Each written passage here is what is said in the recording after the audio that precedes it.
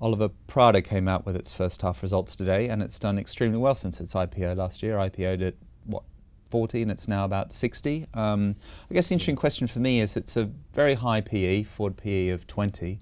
I guess the big question is, does a highly rated stock like this, can it maintain it, or is it vulnerable?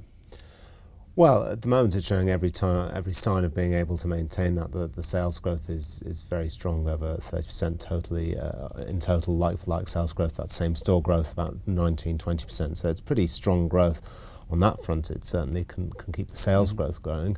The returns are also pretty good. Its margins are strong and its margins are growing because it's doing a lot more retail than wholesale. Obviously in retail it keeps all of the return for itself. So on the growth front there's every reason why it can justify that sort of rating. There are questions though whether it can advance the rating even further. And of course in corporate finance theory says that a high growth rate only leads to a high PE if your return on capital exceeds your cost of capital. And the return on capital for this business as well is extremely high, right? Yeah, it's fantastic. 30% return on capital against a cost of capital of near 11%. It has no debt and the equity. So the return's also looking pretty good. What's absolutely key today is that they didn't do a Burberry. Burberry had a profit warning a couple of weeks ago. They said that early September had been very volatile and they were seeing lower levels of sales growth coming through.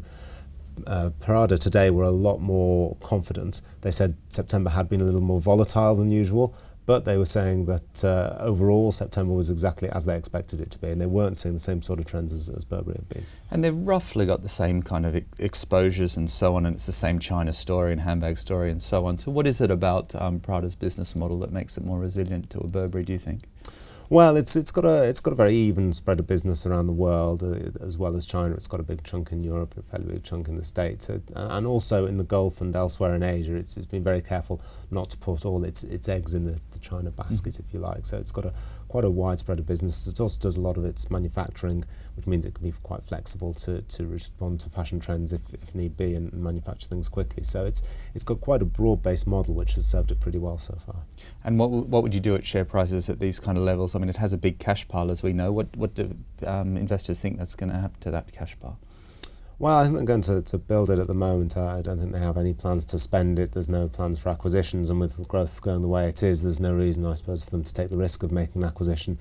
They'll just see it grow for the moment, and I think investors, if it can keep delivering this sort of sales and profit growth, investors will be pretty happy with that situation. Well, I think one thing we learnt from the Japanese downturn is that if a good quality company on a high multiple tends to stay at a high multiple for longer than you expect. So I think this is a good one in that particular category, and we'll watch it with interest. So thanks very much, Oliver.